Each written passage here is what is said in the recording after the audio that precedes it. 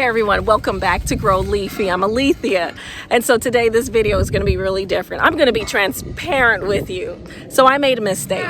You know, as a new gardener who's in the journey of really learning how to garden and learn things, I made a mistake. We all make mistakes, but it's important to me to be transparent with you because I will learn from my mistakes, and I want you to be able to learn from the mistakes that I make as well. So I'm going to be real and transparent. So a few days ago, I was recording a video of me transplanting my seedlings that I have been growing indoors into my garden. And so I went ahead and made the video, transplanted everything, and then at the end of the video when I was watching it, noticed that is not what I said I transplanted just now. And so I said, yeah, this is what I planted, but that's not really what it is. And so I want to see if you're able to figure out where I made my mistake. I'm not going to tell you at first. I want you to figure it out. Make a comment in the box and let me know if you figured it out before you get to the end of the video. But I'm going to reveal to you at the end of the video what my mistake was. So check out the video. Here we go.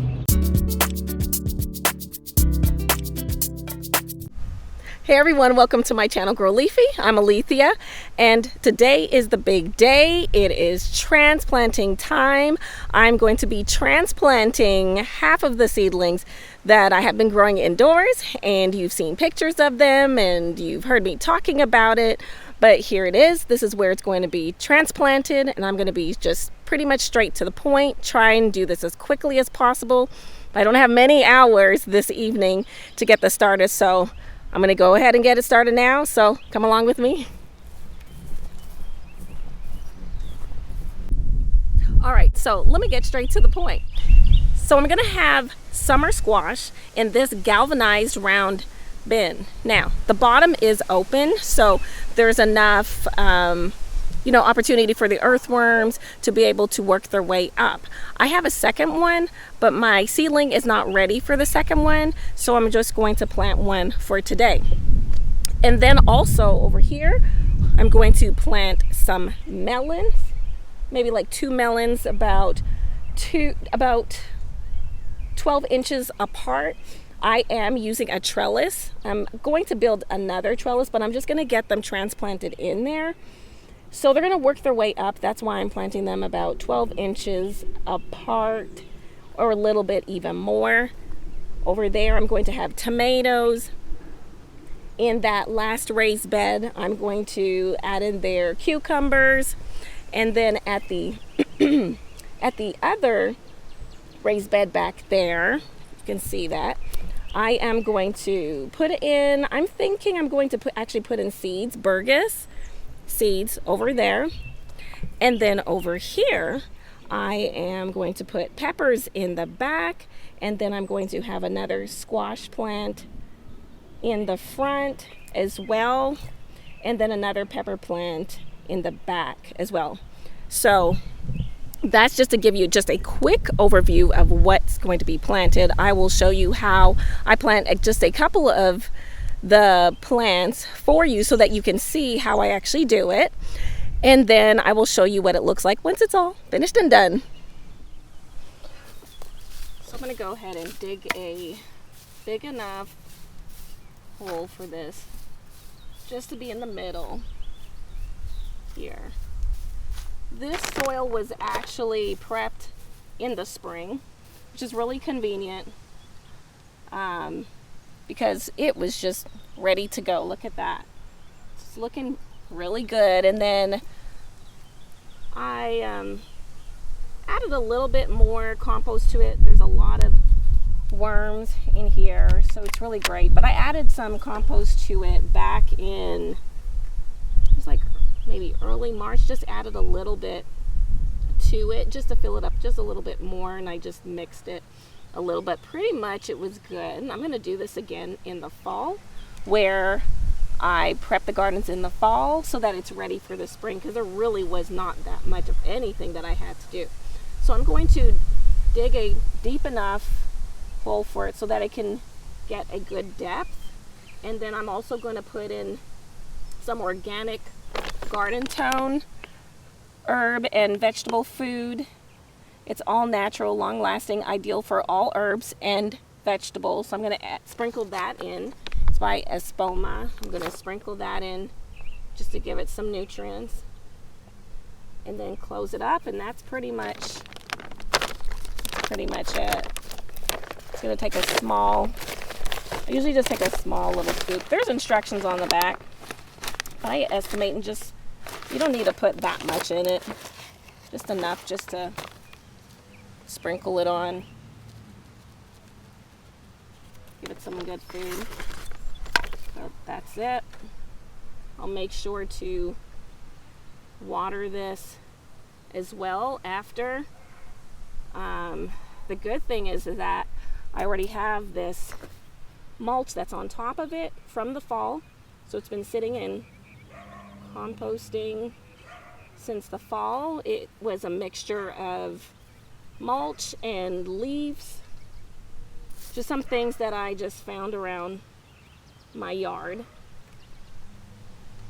So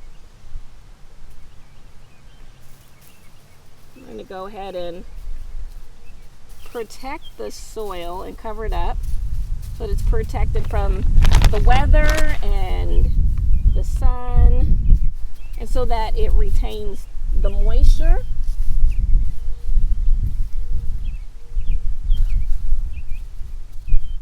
And then I'll make sure to water as well. I probably should have maybe watered it first before I covered it up, but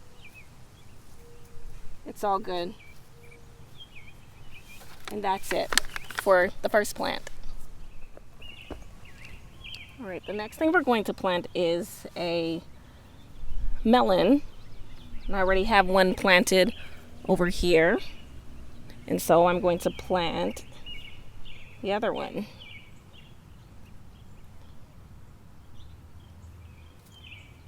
So I want to push this one out a little bit further.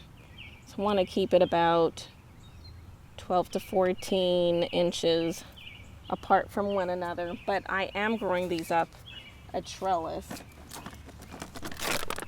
anyway, so I'm trying to plant vertically, which is a great thing if you don't have much space. We do have a lot of space, but I want to be able to plant vertically so that I can fit more in.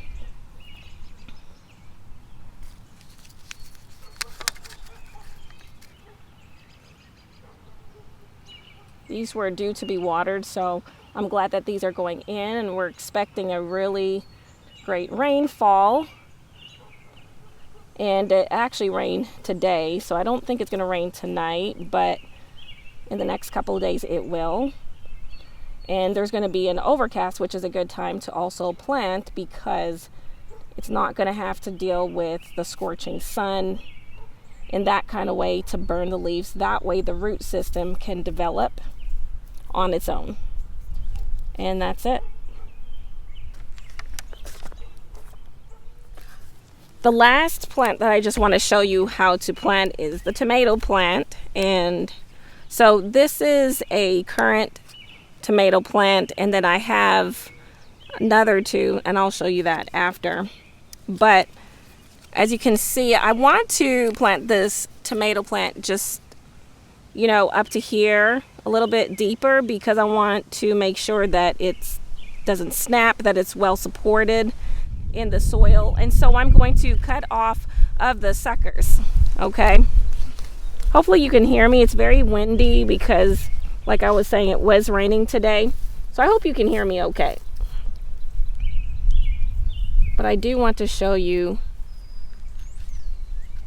how I'm going to take off some of those suckers, which are basically, it just looks like they just look like little baby stems, and the tomato plant will just keep growing suckers and these little baby stems, and you just really need to watch that in order to maintain it so that it doesn't go out of hand, because they will just keep growing and growing and growing and take over your garden space, and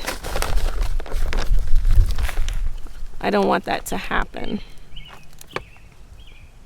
And as well, I just want to keep it pretty clean at the bottom so that there's no issues with fungus, just issues of things growing and developing that will cause an issue or disease issue to the plant. See, I think I need to go a little bit deeper with that.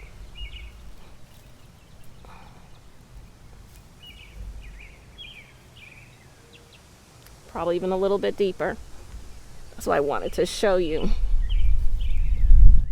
These plants got pretty big inside of my home, but the weather here where I live, it's so unpredictable, and so it was cold some days, then it would jump to warm, and then it was cold, then it was cool, and I just did not trust it yet to transplant anything. I want to give it pretty good support around here.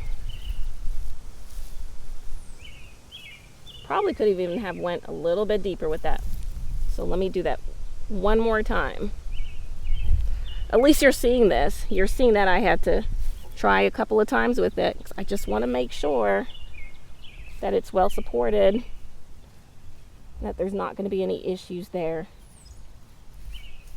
at the stem with snapping or anything like that. Because as seedlings growing inside, they were not fully, acclimated to this weather, and so it has to get used to it. So I feel better about that. I might even take off a few of these suckers because they're just going to grow tomatoes from that area. So I'm going to go ahead and just take that off. And that looks good.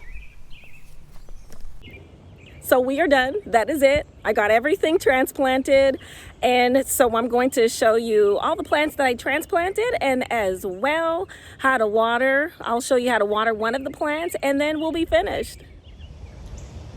Here is the summer squash. And then this is what you did see me plant are the melons. The tomato plants, these are the cherry tomatoes. And these are just the one current tomato. I also planted a Swiss chard, cucumber plants, another Swiss chard. Come on, baby, I need you to stand up. And then we'll go on to this side. Pepper plant, another pepper plant. And actually here I actually put a couple of seeds of the Burgess squash, and then also another squash plant. This is the I believe this is the buttercup squash, and then another pepper plant. So what I like to do is just lightly water just the base of it, just like as if I was indoors watering the bottom of it. I don't want to get the leaves wet. I don't want to build up any powdery mildew or anything like that. So you really want to water it from the bottom. I'm going to give it a pretty good soak. I won't be watering it for the next couple of days, but there will be a pretty great overcast. There's chance of rain, but it's very, very minimal. I'm just going to make sure I do my due diligence here. And that is it. Now I'm going to go ahead and water all of the plants. All right, so let me get a drum roll. If you guessed that it was a squash, then you are right. That's what the mistake was. I had actually planted a nasturtium right over here instead of a squash plant. Went ahead and put the squash plant in. And what I did, instead of starting from seed, which I could have, and there's plenty enough time to start from seeds, even though right now it's mid-May. It's actually Mother's Day today, and I would definitely have enough time. It's no problem. But I just went to just a local nursery where I like to get a lot of just different supplies, and I saw that they had straight neck squash and zucchini squash, and I just went ahead and just bought them. So I am going to take it on out to the rest of this video and end it. So let's go back on to the other one. I hope there was something that you were able to learn from this video today with transplanting your indoor plants into the garden. Please share this video with someone else, someone that you know that may love gardening, is into gardening, or that might be learning gardening and is a beginner and fairly new in this journey, similar to myself. So just remember to subscribe to my channel, press the like button, and just remember to grow leafy, and I'll see you next time.